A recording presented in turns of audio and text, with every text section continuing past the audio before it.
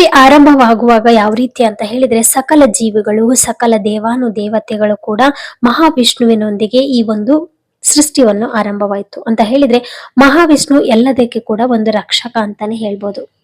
ಈ ರಕ್ಷಕನನ್ನು ಯಾವ ರೀತಿಯಾಗಿ ಯಜ್ಞಗಳ ಮುಖಾಂತರ ಅವನಿಗೆ ಸಂತೃಪ್ತಿ ಮಾಡ್ಬೇಕನ್ನೋದನ್ನ ಕಲಿಸಿಕೊಟ್ಟಿದೆ ಅಂತಾನೆ ಹೇಳ್ಬೋದು. ಈ ಕಲಿಯುಗದಲ್ಲಿ ಕೆಲವೊಂದು ಬಾರಿ ಕ್ರಮೇಣವಾಗಿ ನಶಿಸಿ ಹೋಗ್ತಾ ಇದೆ ಅಂತ ಹೇಳಿದ್ರೆ ಯಜ್ಞ ಹೋಮಗಳನ್ನೋದು ಮೊದಲಿನ ಕಾಲದಿಂದಲೂ ತುಂಬಾ ಇತ್ತದು. ಪ್ರತಿಯೊಂದಕ್ಕೂ ಕೂಡ ಹೋಮ ಯಜ್ಞಗಳನ್ನು ಮಾಡುವುದರ ಮುಖಾಂತರ ದೇವರನ್ನು ಸಂತೃಪ್ತಿ ಪಡಿಸ್ತಿದ್ರು. ಇದರ ಮೂಲ ಉದ್ದೇಶ ಏನಂತ ಹೇಳಿದ್ರೆ ಯಜ್ಞ ಹೋಮಗಳನ್ನು ಮಾಡಿದ್ರೆ ನಮ್ಮಲ್ಲಿರುವ ಒಂದು ಕೆಟ್ಟತನ ಹೋಗಿ ಒಳ್ಳೆಯ ದಾರಿ ಹೋಗ್ಬೋದು ಅಂತ ಹೇಳಿ. ಆದ್ರೆ ಇತ್ತೀಚಿನ ದಿನಗಳಲ್ಲಿ ಅದೆಲ್ಲ ಕೂಡ ನಶಿಸಿ ಹೋಗ್ತಾ ಇದೆ. ಎಲ್ಲೋ ಅಪರೂಪಕ್ಕೊಂದು ಕಡೆಗೆಲ್ಲ ಯಜ್ಞ ಹೋಮಗಳನ್ನೋದನ್ನ ಮಾಡ್ತಾರೆ ಅಂತ ಹೇಳಿದ್ರೆ ನಮ್ಮ ಸನಾತನ ಧರ್ಮವನ್ನು ನಶಿಸಿ ಹೋಗ್ತಿದೆ ಅಥವಾ ಒಂದು ಪೀಳಿಗೆಯನ್ನು ಮುಂದುವರಿಸ್ತಾ ಇಲ್ಲ ಅನ್ನೋದನ್ನ ಈ ಭಗವದ್ಗೀತೆಯಲ್ಲಿ ಹೇಳಿದ್ದಾರೆ ನೋಡಿ.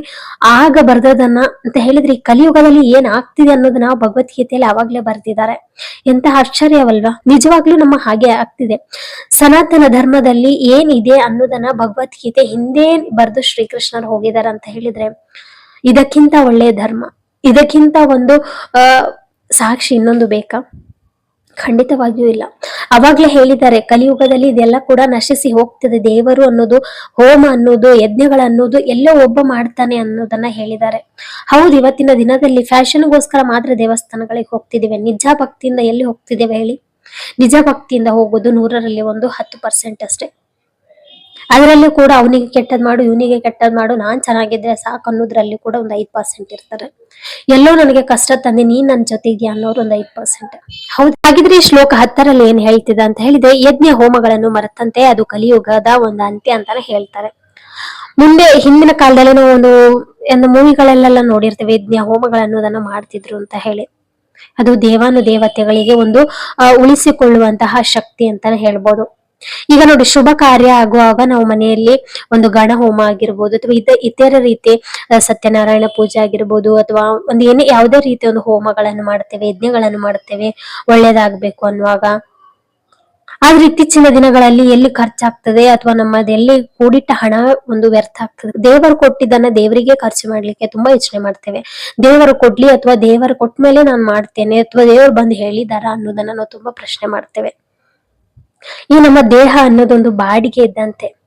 ನಾನು ತುಂಬಾ ಹಿಂದಿನ ಶ್ಲೋಕದಲ್ಲಿ ಹೇಳಿದ್ದೇನೆ ಅಂತ ಹೇಳಿದ್ರೆ ನಮ್ಮ ಶರೀರ ಅನ್ನೋದು ನಶಿಸಿ ಹೋಗುವಂತದ್ದು, ನಮ್ಮ ಆತ್ಮ ಅನ್ನೋದು ಇನ್ಯಾರಿಗೂ ಹೋಗ್ತದೆ. ಆತ್ಮ ಕೂಡ ನಮ್ಮದಲ್ಲ, ನಾವಿರೋ ತನಕ ಮಾತ್ರ ಅದು ನಮ್ಮ ಆತ್ಮ, ಮತ್ತೆ ಇನ್ನೊಂದು ದೇಹಕ್ಕೆ ಸೇರಿಕೊಳ್ತದೆ ಅಂತ ಹೇಳಿದ್ರೆ ಈ ದೇಹ ಕೂಡ ನಮ್ಮದಲ್ಲ, ದೇವರು ಕೊಟ್ಟಂತದ್ದು. ಈ ದೇಹ ಅನ್ನೋದು ಕೂಡ ಒಂದು ಬಾಡಿಗೆ ಮನೆ ತರ ಅಲ್ವಾ? ಯಾಕೆ ಇದೆಲ್ಲ ಗೊತ್ತಿದ್ಮೇಲೆ ಕೂಡ ಯಾಕೆ ನಾವು ಸ್ವಾರ್ಥ ಅನ್ನೋದನ್ನು ಬೆಳೆಸ್ಬೇಕಲ್ವಾ? ಅದಕ್ಕೆ ಹೇಳೋದು ಭಗವದ್ಗೀತೆ ಓದಿದವರು ಯಾವುದೇ ಸ್ವಾರ್ಥ ಇರಲ್ಲ, ನಿಸ್ವಾರ್ಥ ಅನ್ನೋದು ಬರ್ತದೆ ಜೀವನದಲ್ಲಿ. ಯಾವುದು ಕೂಡ ನನ್ನದಲ್ಲ ಅನ್ನೋದು ಮಟ್ಟಿಗೆ ಬರ್ತದೆ.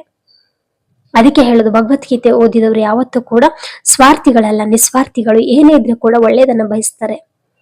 ಅದಕ್ಕೆ ಹೇಳುದು ಶ್ರೀಕೃಷ್ಣರು ಹೇಳ್ತಾರೆ ದೇವರ ಒಂದು ಅರಿತವನು ಯಾವತ್ತೂ ಕೂಡ ಯಾರಿಗೂ ಕೂಡ ಮೋಸ ಮಾಡ್ಲಿಕ್ಕೆ ಸಾಧ್ಯನೇ ಇಲ್ಲ, ಅಷ್ಟೇ ಅಲ್ಲದೆ ಅವನು ದುಃಖ ಪಡ್ಲಿಕ್ಕೂ ಸಾಧ್ಯ ಇಲ್ಲ ಅಂತ ಹೇಳ್ತಾರೆ. ಒಳ್ಳೆಯ ಸಂದೇಶ ಅಲ್ವಾ? ಇದನ್ನು ಕೇಳಿದ್ರೆ ಪ್ರತಿಯೊಬ್ಬರು ಕೂಡ ಎಂತಹ ಕಷ್ಟ ಇದ್ರೆ ಕೂಡ ಹೊರಗೆ ಬರ್ಬೋದು. ಯಾವುದೇ ಒಬ್ಬ ನನ್ನ ಭಕ್ತನಿಗೆ, ನನ್ನ ಪ್ರೀತಿಯ ಭಕ್ತನಿಗೆ ಆದ್ರೂ ಕೂಡ ನಾನು ಅಲ್ಲಿ ನಿಲ್ತೇನೆ ಅಂತ ಹೇಳಿ ಶ್ರೀಕೃಷ್ಣರು ಒಂದು ಮಾತನ್ನು ಕೊಟ್ಟಿರ್ತಾರೆ.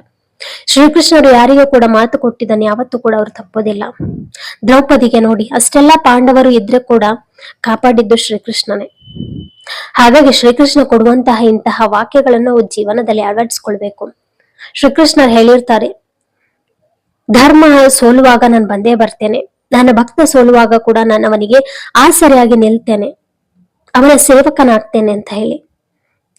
ದೇವರಿಗೆ ಅಹಂ ಅನ್ನೋದು ಇರುವುದಿಲ್ಲ, ನಾವೇ ಅದನ್ನ ಸೃಷ್ಟಿ ಮಾಡ್ಕೊಳ್ತೇವೆ. ಹಾಗಿದ್ರೆ ಶ್ರೀಕೃಷ್ಣನು ಒಂದು ಯಾಕೆ ಅರ್ಜುನನಿಗೆ ಹಾಗಿದ್ರೆ ಹೆಲ್ಪ್ ಮಾಡಿದ್ರು ಅಲ್ವಾ?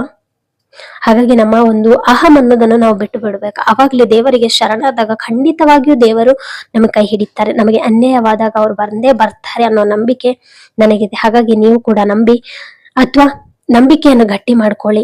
ಆಗ ಶ್ರೀಕೃಷ್ಣನು ಖಂಡಿತವಾಗಿಯೂ ನೀವು ಧರ್ಮದ ಹಾದಿಯಲ್ಲಿದ್ರೆ ಖಂಡಿತವಾಗಿಯೂ ಕೈ ಹಿಡಿತಾರೆ ಅಂತ ಹೇಳ್ತಾ ಶ್ಲೋಕಕ್ಕೆ ವಿರಾಮಗೊಳಿಸುತ್ತಿದ್ದೇನೆ. ಜೈ ಶ್ರೀರಾಮ್.